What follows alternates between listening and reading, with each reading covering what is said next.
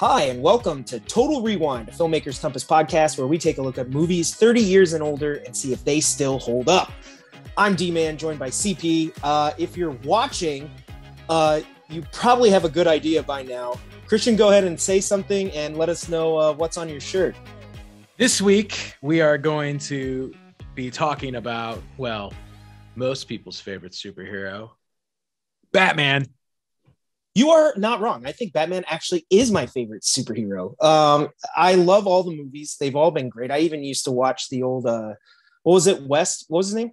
The Adam West series. Adam West. Yeah, I used to watch that series. Like, Batman is amazing. He's such a, tragic hero, but also he has all the cool gadgets. He's a billionaire, and he does the right thing. And that makes a good hero. So absolutely. Obviously a new Batman film coming out. So we thought, what a great opportunity to go back to the beginning. And we're going to be talking about on this week's podcast, the 1989 Tim Burton film, Batman. It's a movie about Keaton, Batman, if you didn't know. Jack Nicholson. I mean, it's all around. It's amazing. Kim Basinger. It's just great. So first of all, I did want to give a shout out at the top of the episode to a couple of my friends who are big Batman fans. And that's Anthony Torres and Mike Leonard. Both love Batman. So if you guys are watching this and you have any comments or you think Christian and I don't know what we're talking about, let us know. But I think we do here. So we've been, honestly, it's funny because this movie is actually a movie that came out in my childhood. You said 1989, right? I'm born in 87. So I grew up with this movie, watching this movie, and it's weird now watching it again as an adult. And I watch it all the time, but now watching it critically as a podcast host, it's interesting to me, the level of like darkness, especially associated with the Joker here, that as a kid, I looked at the Joker and thought he was funny. He punches, he has that thing and punches the TV, and he has the crazy laugh and like his teeth come out and like, he paints on paintings and right. Yeah. Like he was kind of like funny, but the number one takeaway I had watching it critically this time around was this guy is a murdering psychopath. I mean, total anarchist. And even though I think obviously it's hard not to watch this movie and now think of Heath Ledger's version of the Joker versus Jack Nicholson's version of the Joker, but all the elements are there. I mean, he kills his own people. He plays games with everyone, like the instance where he like gasses the city.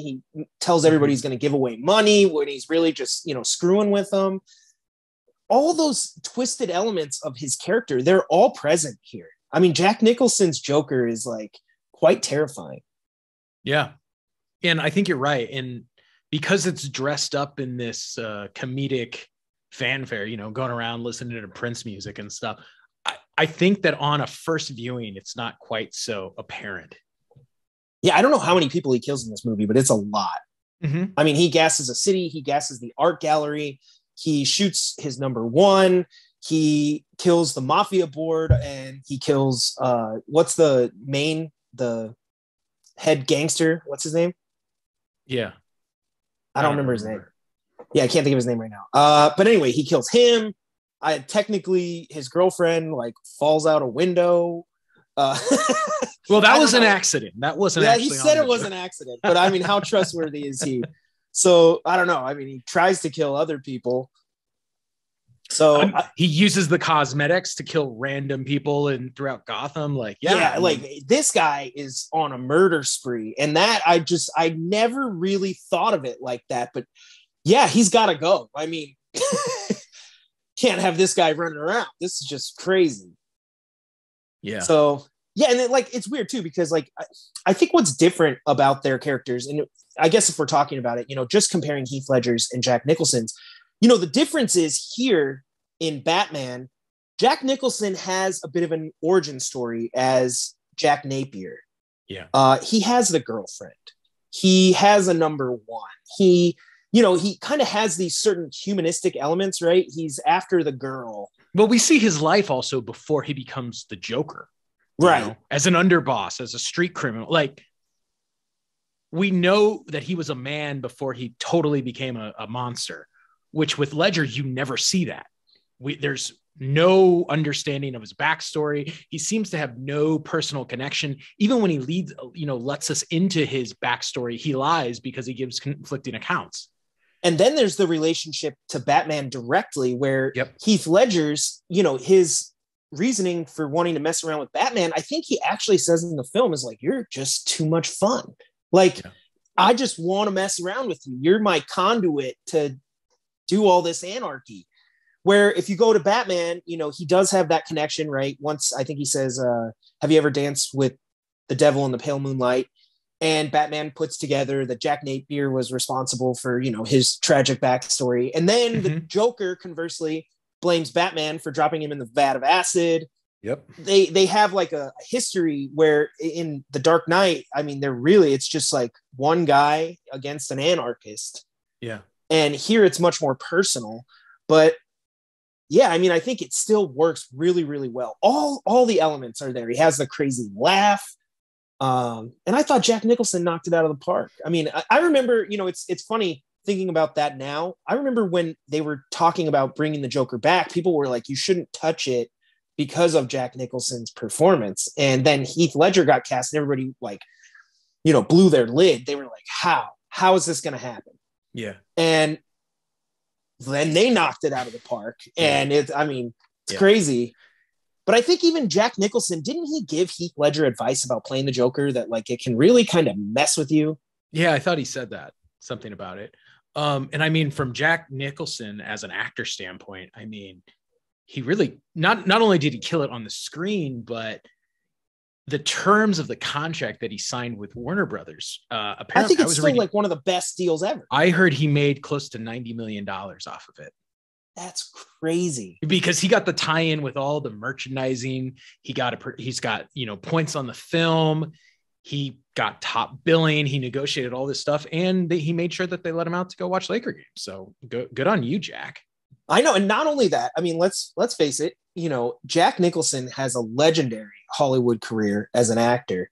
And I would bet that over time, we're in 2022 now, the Joker performance by him has to be at the top of a lot of people's lists of Jack Nicholson performances. It's one of the ones that's lasted the test of time. And he has some great ones, but as the Joker, that one sticks. No, absolutely. Absolutely.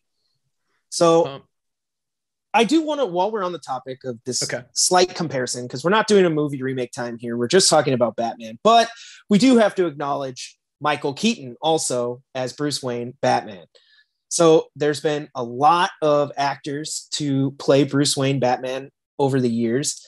And I was curious, first of all, is the 1989 Batman suit the best live action Batman suit there is? No. No. It's got that whole rubber,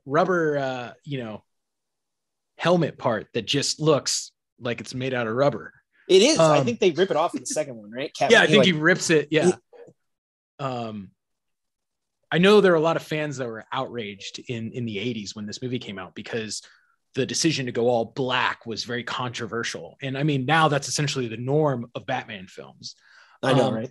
I still think that the best Batman film in terms of, or the best costume in a Batman film is the Batman Begins, Dark Knight, kind of Christian Bale, Nolan bat suit, because finally it looks believable in a sense that it's armor. Whereas I think one of my criticisms of when you look at these earlier Batman movies is it's very much, you can tell that it's like a costume. Yeah. There's rubber abs and pecs and stuff to it. Yeah, I guess that's true. Yeah. Like they're adding that type of definition. I mean, I didn't know if this would come up on this episode, but I mean, didn't they do rubber nipples for George Clooney? I believe in Batman and Robin. Yeah, bat nipples. But I will say this. I mean, it's the logo I have on my shirt. It's the logo that, was released for the film. I do think this is the most iconic Batman symbol. I have to agree. Again, reading about it, this was kind of a controversial thing. I guess people initially saw this and thought that you were looking down someone's throat with the teeth. And they're like, how is that? Hold it up. Yeah. Okay. I kind of see it. See? Yeah. It's like an open mouth. And I'm like, And I mean, it's weird because now this is the Batman symbol that many of us, understand it to be. Yeah, it's kind of funny. Like, so that yellow is iconic. And I remember as a kid, back in Indiana, there used to be an overpass in a certain neighborhood where someone had spray painted a giant Batman symbol. Yeah, and I would always ask my mom if we could drive by it. Just loved Batman. And, you're a kid, you just want to see it. And then you're like, oh, Batman. And then we just keep going. But yeah, I think, and then it's funny too, because a lot of the later iterations of the bat suits, they don't incorporate that yellow, but for some reason that yellow sticks with you. Whoever, kind of picked that out and made that work. That's also kind of been associated with Batman, that yellow symbol. Yeah. So I've never seen it in any other color, really. Maybe blue at most, but usually it's yellow. Yeah. So I do want to give a nod. I mean, what are your opinions? Like, we're talking Batman, like the Batflex suit. I actually thought it was really dope. I don't like the short Batman ears. That's always been like an issue of mine. I get really ticked off when it has the little ears. I like the longer Batman ears. Okay. And so that was my gripe with the Batflex suit. No, I liked it. I mean, I don't know. I like the big symbol. Generally speaking, I like the way it looked. He was really hulking, a big Batman, and I thought they did a good job with that. But the only one, I think the one I didn't care for was like Val Kilmer, George Clooney. They were okay. I think it was more the silliness of the stories that just, I don't know. I associate those suits with that. Like, remember like when they come out and like they're gonna fight Mr. Freeze and they have like silver and like all this stuff. I was like, I don't know. Well, I always hate those ones because they have these sequences of like Batman putting on the bat suit. Oh yeah. And you're just like, this looks so goofy. Yeah, he like clicks his belt, and then one of them they like have he does like a and like flex. You see his butt cheek. Yeah, he does like butt cheeks. I'm like, Batman. Seriously, guys. I mean, while we're on the subject, I think we need to acknowledge Keaton as other than really like Adam West, this is the first person to kind of take Batman to the big screen. That's quite an undertaking. I heard, in doing some research, he was not really anyone's first choice. I think John Peters, the producer, kind of suggested him. And what's he coming off of here? Beetlejuice? I think that was part of the Mr. Mom, something like that. He'd done like all those 80s movies, and he's like obviously has a reputation of being a very comedic actor. So he is pretty serious here generally. Well, and I think the big takeaway that he brought to the Batman performance is something that has influenced really every Batman since then. Talking with Burton, he's like, how come more people don't realize that Bruce Wayne is Batman? Like, come on, if you start putting, 2 and 2 together, you're going to figure it out eventually. So he was the person who decided to make the Batman voice deeper and more like of the raspy growl. Yeah, which pretty much every Batman since then has done it. And I mean, that's part of Batman. No, and then he has the legendary line, that almost I think every actor now gets a chance to say at some point, I'm Batman, which is incredible. Well, and that scene right there is such an amazing introduction of Batman. I mean, I know you love it. It's one of your favorite movie scenes, I think. Oh, I mean, the opening to that, like to Batman, if we'll, switch gears here for a second, the opening to the movie is just so great to me because obviously we're going to get into some art design, set design in a little bit, but it really sets the stage for where we're at. And then you follow this kind of lost couple, which I don't know why this guy would ever go down this alley, but people do things that don't make sense. Just bad decision making all around. I don't want to victim blame, but I'm like, man, you shouldn't have walked down that alley. And why take your family down the sketchy alley? Yeah, I was like, it's just bad news, but it's not your fault. You shouldn't have got robbed down there. But I'm just saying, maybe next time stick to the streets. But I mean, the streets were pretty rough too. Like no taxis would stop. There's some shady looking characters. I think there's like that hooker like talking to the kid. So anyway, he goes down the alley and he gets attacked, and these two thugs basically steal his wallet. They're like, oh, American Express, don't leave home without it. But what really sets the stage here is these guys start talking about one of them's nervous. He's like, hey man, I think we should get out of here. Like, let's go. I don't like it. I don't like it. He's like, what are you talking about? Like, we're fine. And then he's like, I don't know, man. Like, you heard about Jimmy Gobbs? And he's like, Jimmy Gobbs fell off a roof. And he's like, I heard the bat got him. Yeah. And he's like, the bat? that's just a myth. Like, so they're really setting this scene up to, Batman at this point is really lurking in the shadows. He's taking out criminals on rooftops. He's beating them up in alleys, but he doesn't have the bat symbol yet. He's not this known Gotham City hero. He's just this myth among criminals. Yeah. And the scene is really cool because they do Batman shadows, his silhouette. They have him drop down through the smoke, and you see the bat symbol. He gets shot, so we know where how much damage Batman can take. Mm-hmm.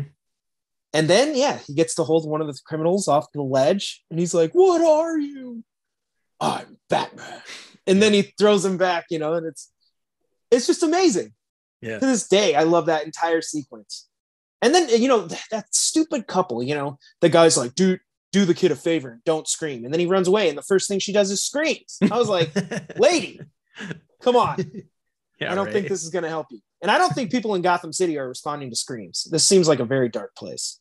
No, I don't think that it's like the ultimate example of don't get involved, just living in Gotham. Yeah. Mind your own business. Yeah, right. So, where does Keaton stack up in all of this? I mean, obviously, he's a lot of people's number one live action actor to play Batman. Unless you go on Twitter now, then the campaign to make the Bat Laugh movie has really kind of superseded that. But there is a huge core of people who I think it's the fact that for most people, this was the first time they saw Batman on the big screen. And so because of that, I think it's kind of the same thing as with James Bond, right? Whoever the first one that you saw is I think for most people their favorite portrayal. Yeah, I could get that. And I love Keaton in the role. I think he's fantastic.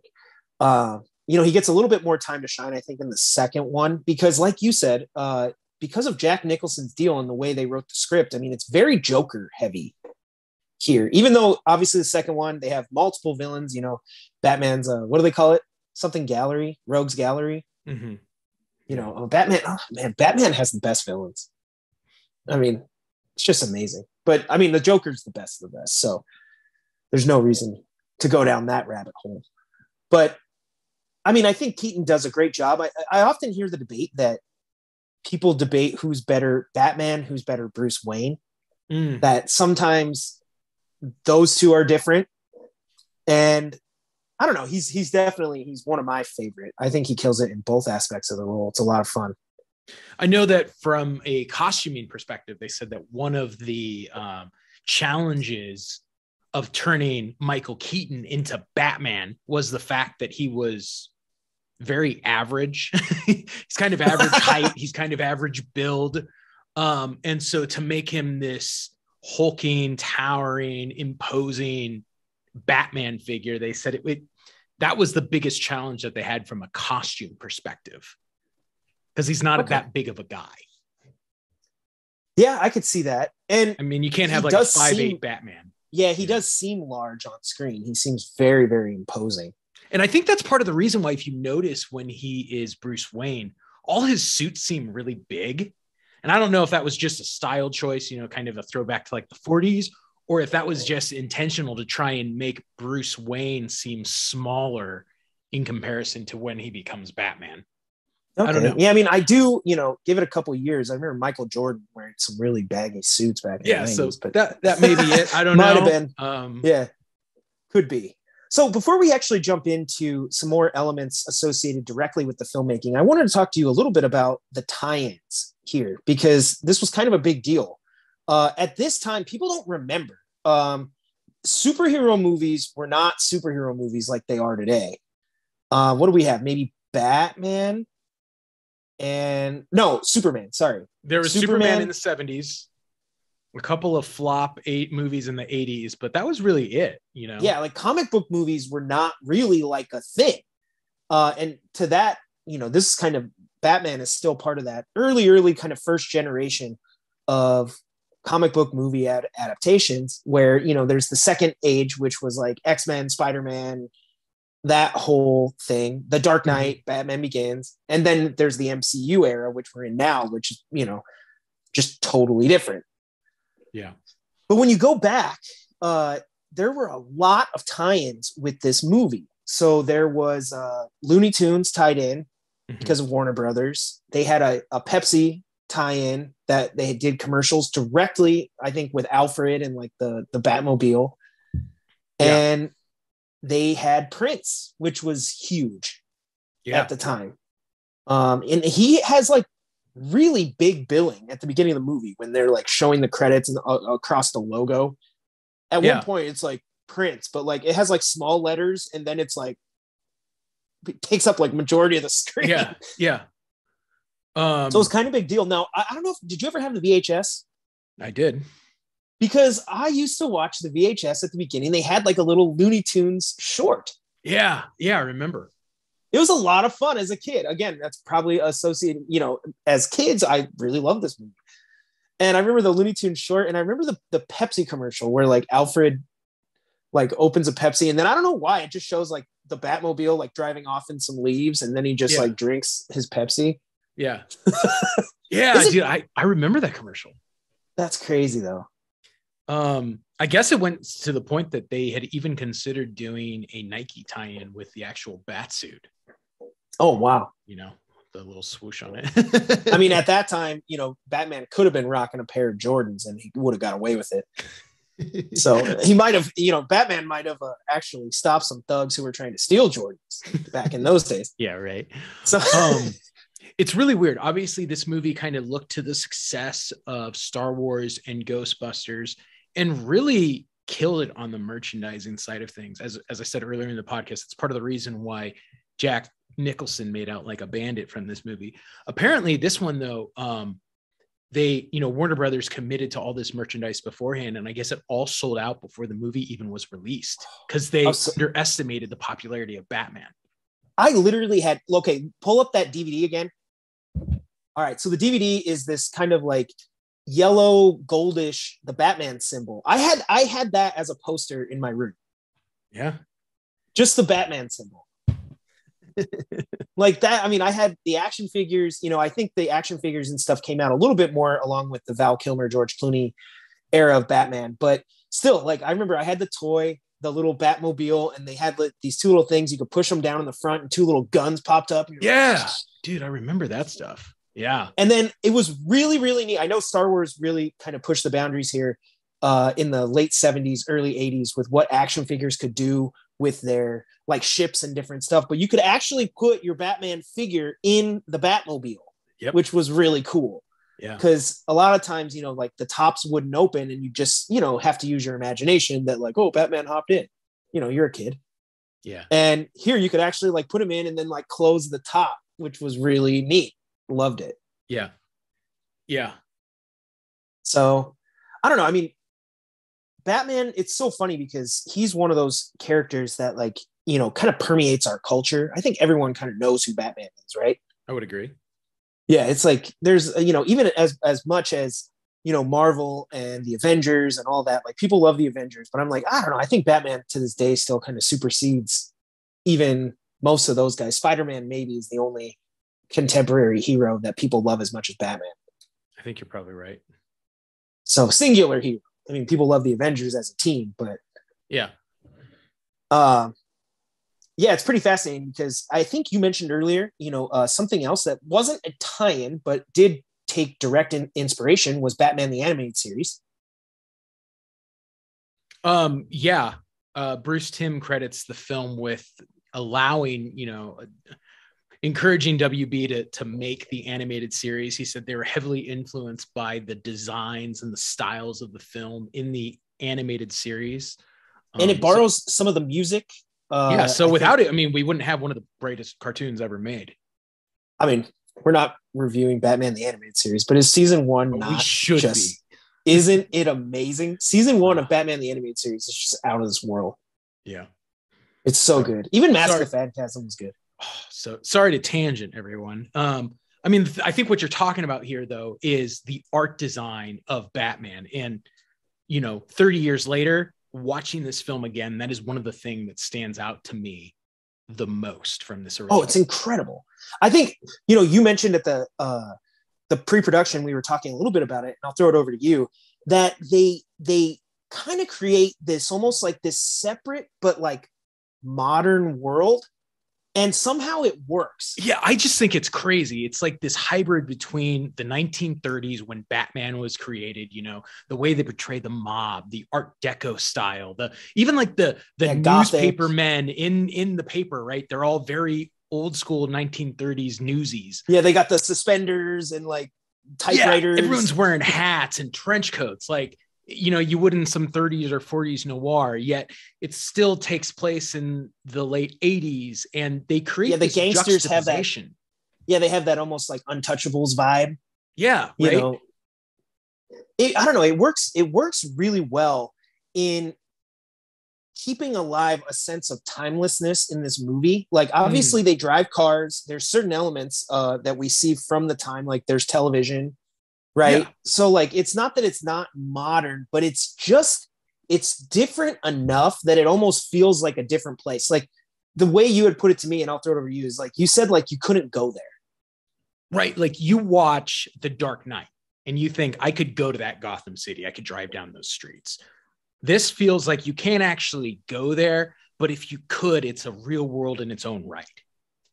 Yeah. And it does, you know, as far as like some of the set design and like the art design, when they're in the city, especially like, you know, on the steps of like City Hall and a couple different places, it does have a tinge of maybe a set vibe where it might feel a tad like a back lot, but for some reason it works. There's almost a consistency throughout that makes it feel real.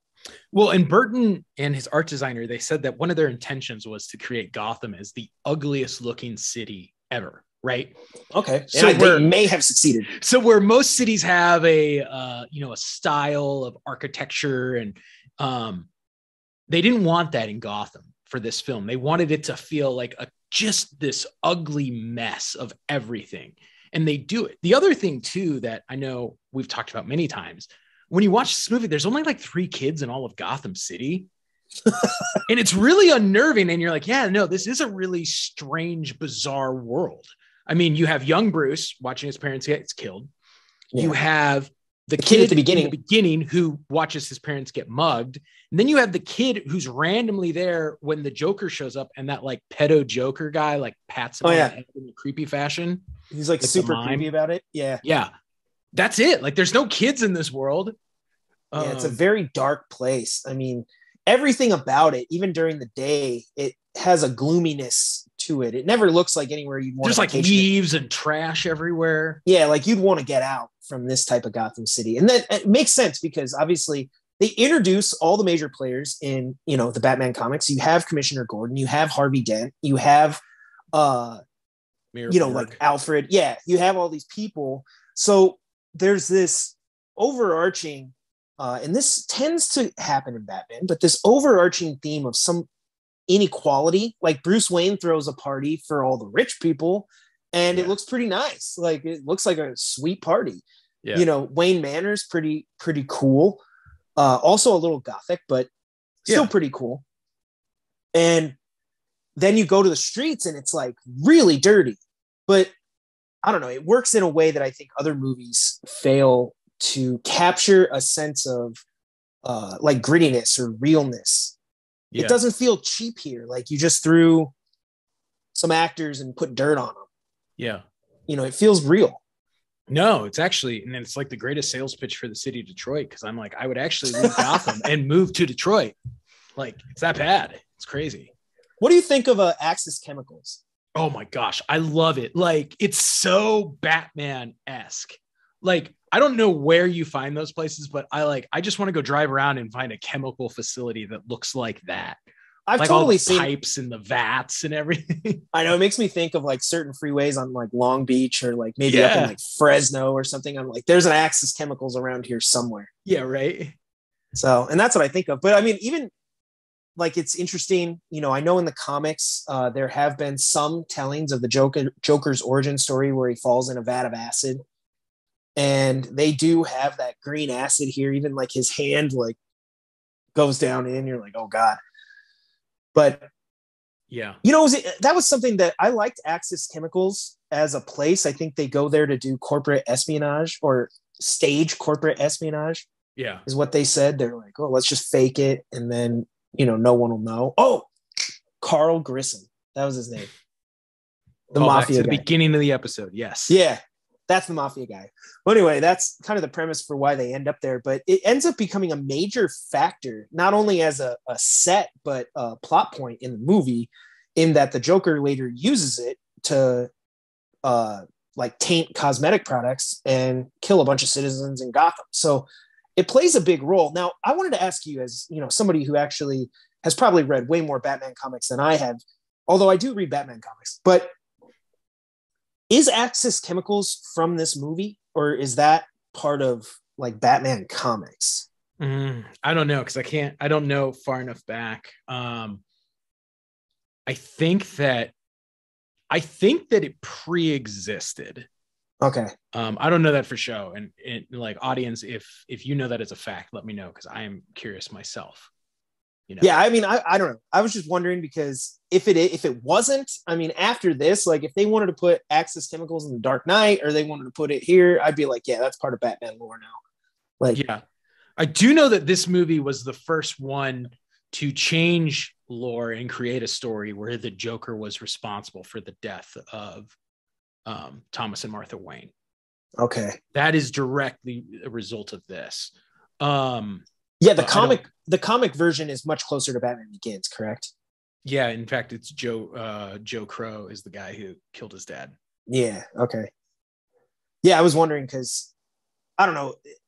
I like it to an extent that it ties the two characters together, but it does seem kind of chancy story-wise, that like Jack Napier, later the Joker, would be responsible for Batman's death. They both kind of created each other.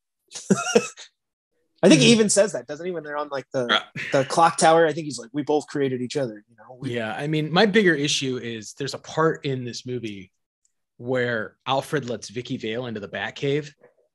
Oh yeah. I'm like, Alfred, you have one job, and it's not let anyone in the Batcave, man. What are you doing? Slipping up? Yeah, and he should know better, because she's a reporter. Yeah, like, it's just so weird, and I'm like, that is so. It's not like it's just so. It's like it's Bruce Wayne's love. You're like, no, she's gonna totally report on all this. So big fail, Alfred. Yeah, They're trying to solve the Batman case. They want to get in like Greenpeace. Yeah. So, but something else, story wise, that I wanted to ask you about is, spoiler alert if you haven't seen Batman, at the end of the movie, the Joker dies. So what did you think? Like, appropriate ending? I mean, on one hand, both versions of these Jokers, I was like, I wouldn't be opposed to it, just because they're murdering psychopaths. But at the same time, I mean, it did close the door on another Joker appearance. So yeah. But then again, back in those days, you didn't see it as like a franchise. Yeah. The same way I think we do now, where we're like, oh no, like, don't kill them off, because we would love to have them back. Back then, I don't even know if they had ideas for a sequel until this one had already come out. No, I think you're right. It's almost like a very MCU concept of like, oh, keep them around and have them pop back in the 49th movie that we do. Back then, this was probably perceived as a one-off Batman movie. We make a couple $1 million and that's it. So it's weird. I mean, it feels sort of un-Batman-like, something so definitive with the Joker, just because, in 80 years of Batman comics, we don't ever see Batman decisively beat the Joker in any way. So that is a little... Yeah, it was, to me, I don't know, it was a little jarring, especially now knowing what we know about not only comic book movies, but, just how that history has kind of evolved. I think our definitive ending is the one we get in the Dark Knight, where he's like, we're destined to do this forever. And that's kind of how we think of Batman and Joker, is that they all, as long as they're both around, they're going to be pushing each other's buttons. Yeah. So I don't know. It's a little weird, like now thinking of it and seeing him die, but I don't remember when I was a kid finding that odd at all. No, I didn't either. Yeah, I kind of just accepted it. You're like, he's a bad guy. He fell and died. Like, yeah, dude. Even at the end, he's like, stomping on those bricks, like total douche. Well, I mean, he's the Joker, man. Yeah, I do love this scene though, where where the after the Batwing comes in and steals the balloons, and he's like, my balloons. And then when Batman comes back through, he pulls out the revolver, but it's super long. It has a really long barrel. I'm like, that's like such a great like Joker moment right there. I'm like, yes, that's exactly what the Joker would do. No, and then the gun's like incredibly powerful. Yeah, it takes down the Batwing. Yeah, which was wild. So yeah, I think one of my favorite moments in the movie is I love when they're at the art gallery and him and Vicky Vale are talking the Joker and Vicky Vale are talking at the table. And then he like says his one line and then you just hear the glass shatter and Batman drops down and the music's like, dun-dun-dun-dun-dun-dun. Yeah. And like it just like kicks in and like Batman has his freaking thing and he like points it at the Joker's face and then he like zips out and you're like, oh, this was amazing. Yeah. And then I don't know why I always love this scene. I feel like this is just filmmakers having fun now. But like when he's standing there and the Batmobile's like coming right at him and he's like, stop. And then it stops like like literally I'm like, oh man, that almost took out your shins, Batman. Yeah. That would have looked really stupid if it didn't do that. So, but I mean, listen, we've heaped a lot of praise on this. Now, I think one of the areas that is slightly disappointing given the evolution of comic book movies and specifically Batman movies. I mean, go watch Batman v Superman, go watch the Snyder Cut of Justice League, go watch the Dark Knight trilogy, and then watch this. The stunts do not in any way compare to what has come since then. Even to the point that like when the Batmobile like shoots out that little grapple to help it turn the corner sharper, like it's so slow. And I'm like, I mean, did you really need the assist on that one? Just turn the wheel a little harder, man. I think you got it. Yeah. I mean, I could see that. Obviously, I think so far, we've praised set design, art design. We like the story, obviously, characters and the music, but yeah, I think maybe stunts. And then there's a certain element of, I don't feel like Bruce Wayne, the character gets explored a whole lot. He's very one-dimensional. Yeah, he doesn't have a lot of conflict other than just like trying to hide his identity from Vicky Vale. Which again, I think is something Nolan does so well in the Nolan trilogy, where we start to see the personal strife that Bruce Wayne is under, trying to live a life as Batman. There's one scene. It's after dinner in this movie where they're like sitting around a kitchen and Alfred tells a story about Bruce as a kid. And that's about as much exploration of that character as we really get. Even, I mean, Bruce Wayne, I love the demeanor, but I mean, even when like Vicky Vale comes down into the Batcave, he's still somewhat pretty cold. He's not, I think she responds in kind. She's kind of like, oh, I thought, like we were closer than that. He's like, no, not really. Yeah. Like, sorry, like I like you a lot, but I'm Batman, so no. Yeah. And I don't know. That was one element that stood out to me is the actual character of Bruce Wayne didn't get a whole lot of exploration. There's, he goes to the theater and drops off the flowers, and there's the origin story, which at this point is fair.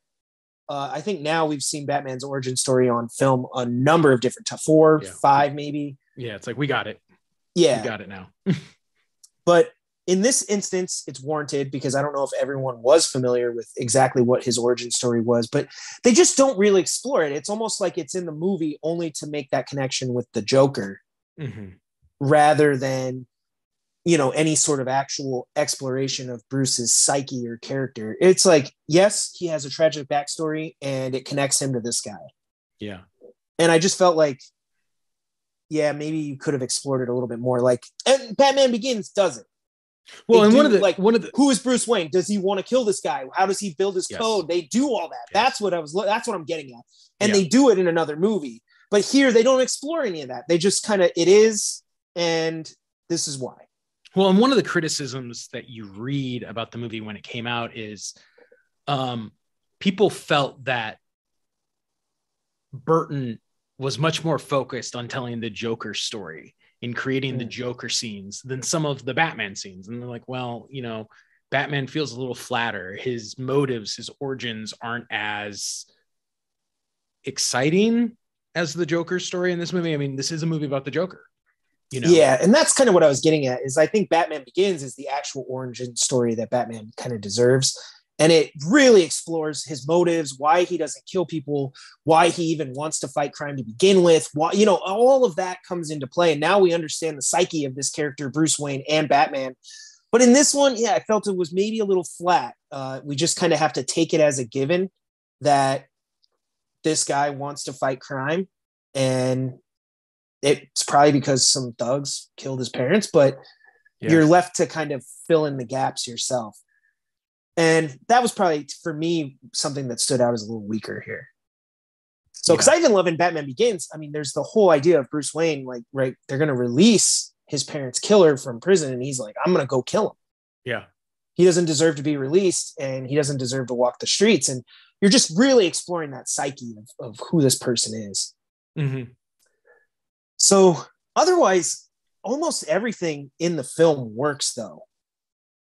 I feel like, you know, even like you mentioned the stunts, while they don't hold up in you know, time grander sense, I mean, they don't ever, to me, they don't stand out as like so terrible or laughable. No, and I think at the time, you know, that was pushing the limits again, you know, and so films build on the history of film. And so, yeah, that was a starting point and the jumping off point for later Batman movies. Obviously, you know, Sylvester Stallone has been very outspoken about his hatred of this movie because he sees this as the death of the 80s action movie. Really? You know? Explore that. That's he said that, like, you know, obviously Arnold, him, you know, Stallone, Van Damme, these guys were cast in movies because they had physical abilities that the average person did not. Right. Okay. They were bigger, stronger. They had the martial arts. In Batman, you know, we have rubber muscles and wires to make anyone be a superhero. Whereas before, interesting. You know, I mean, two years before this, 2 years before Batman came out, Predator came out, and no one else can fight the Predator other than Arnold. Right. Yeah. And it's got to be that action star. Yeah. And so his thing was, he's like, man, like, all these types of movies. You put a mask on him, so like it doesn't even necessarily need to be the person. Yeah, I could see it. That's interesting, especially given, you know, that entire 80s action genre. I mean, that criticism's not unwarranted because we don't quite get action movies like that anymore. Not like that. No, now we have they John have Wicks, old Stallone. Like, that's it. Yeah, or we have, like, you know, more like John Wick, real stylized action. Yeah. Versus like the big hulking, you know, machine gun toting. Yeah. Right. Which were so many of the 80s. Like, that was the staple genre. Yeah. What's the other one? Jack Reacher. Yeah. Now it's a lot of those. It's like that. Mm-hmm. Different. Still fun, but different. So I did not realize that. But yeah, I mean, it's interesting too, you know, what Batman did to elevate the profile, I think, of Tim Burton. Yeah. And again, I mean, I think it's fascinating that Burton himself has come out and said he's not a comic book fan. He doesn't like comic book movies. And yet I think in many ways, this is kind of his piece of the resistance, you know? Yeah. I mean, it's definitely one of the, you know, larger movies that looms over his legacy, but at the same time, you know, he's always kind of been, it's interesting to see him even take, you know, kind of a property, such a big property like Batman. But again, back in the 80s, this may not have been what it would have been today, him taking on, like, I'm going to do Iron Man 4. I'd be like, Tim Burton? Yeah. Wow. Yeah. I didn't see that coming. You know, back then, I mean, his take, he might have been like, I totally connect with this character and everything, and let's do it. No, but he's normally known for doing kind of much more one-offs, not franchise properties, kind of very quirky IP stuff. Yeah. Original stuff.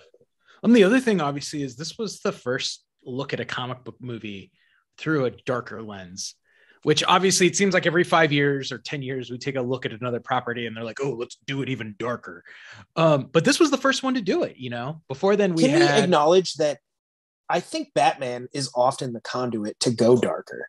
Well, yeah. We have this one, obviously, then it goes super colorful and comic booky, but then Nolan kind of took Batman and comic book movies back to this realism, gritty, darker tone. And then you had Zack Snyder, fair or not. I mean, him with Batman versus Superman tone. in the Justice League, darker tone.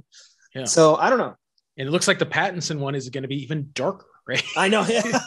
Speaking of, I'm excited, for some more Batman. It's been a while since we've had a kind of a solo Batman movie. Dark Knight Rises, 2012, 10 years. Yeah. WB didn't put out one solo Batman movie in 10 years. That's wild. Yeah, right. Seeing as Batman's probably like, I mean, even if you go, I bet if you went right now and looked at not true. They did put out Lego Batman. Okay. That's, live action. I bet if you went and looked at people's most anticipated movies of 2022, a majority of people, even though there's some really great movies on the slate, I mean, I bet Batman's number 1 or 2 for almost everybody. I think it has to be. I mean, I'm Batman. excited. It's Batman. Are you going to go at midnight? Do they still do midnight shows? I'll probably go at like 9:00 the Thursday night. I know. And watch it. They're like, it comes out on Friday, but really, like, you could start going at 6 p.m. on Thursday. Yeah, right. Okay, early show. Yeah, no, I'll be there because I definitely want to see this one, and I hope this movie delivers. I'm excited, but you got to give all the mad props back to the original Batman. I mean, so much of what we associate with that character came out of, this movie in terms of live action adaptations of the comics. Okay. I mean, listen, we're pretty much back at the original point, of the episode. Yeah. And I got to ask you, do you think that this movie still holds up? Yes, I do. And I want to attribute that, like I said, it has a classic Batman score. It's a score that we associate with Batman, whether the new movies use it or not. I mean, it just is. Yeah. And I think the animated series helped that. But generally speaking, the score works. But I have to give a huge tip of the cap to the art direction and the set design here for creating a world that stands apart from just the 80s. I feel like an example of a film that feels like it takes place, it's the 90s, but takes place in that 80s era, big city is like Ninja Turtles. Yeah.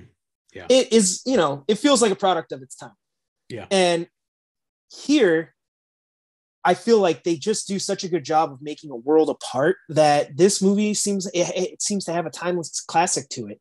The performances were awesome. And I think Tim Burton, was able to take a look at some comic book lore and see how to translate that to the big screen, which just hadn't been done a whole lot. So really, mad props. I think the movie holds up. I love it. And I had a blast watching it. Fair enough.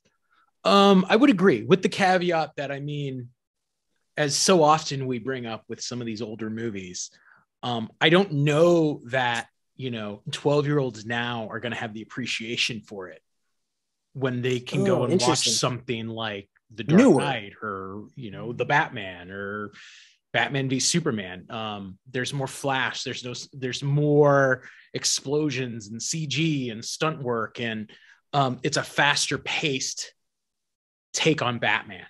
However, I will say, I think that we owe everything in cinema now from this MCU standpoint, from these, billion-dollar superhero franchise to really what Burton did in 89. I mean, this is in many ways the building blocks of all the movies that are the tentpole films coming out this year and for the last 10 years. Like, we owe it to Burton. So I think we need to see it. And I think about it from this way. I'm going to make sure that when my kids come of age, the first Batman movie they see is going to be this one, so they can appreciate it for what it was and understand the property and the franchise as it's evolved over time. Fair enough. Yeah, I do. I think, Batman holds up. Batman's just an awesome hero. So I can't wait. Like we said, we're anticipating new Batman movies, new iterations of the character, new people taking on the role. So as fun as it is to look back, we also have a bright future for this character in this franchise. So I'm pretty pumped. And that does it. That's our episode this week. So I wanted to thank everybody for tuning in. We appreciate you guys listening, and be sure to continue the conversations. Leave us some comments, subscribe on all the podcast forums and threads and everything, and keep the conversations going. We would love to hear from you guys on this one. And I know a lot of, again, we've done some movies before where I'm like, I don't know how many people have seen this, so watch it along with us. This is one where I'm like, I feel like most people have seen it. So everybody's going to have some thoughts. You should have. So if you don't follow the podcast already, be sure to go to filmmakerscompass.com, where you can find all our social media links and you can follow us wherever you are. And like I said, when you go to the podcast directories, subscribe to the show. It helps us rank a little bit higher. And, the algorithm pushes the show out a little bit more. So if you want to help us out, we appreciate it. And other than that, CP, I'm going to throw it over to you. Take us out. Thank you for hanging out and geeking out about Batman with us on this episode. I had a lot of fun. D-Man had a lot of fun. We hope you did too. In the meantime, keep watching movies, and we're going to see you back here next week.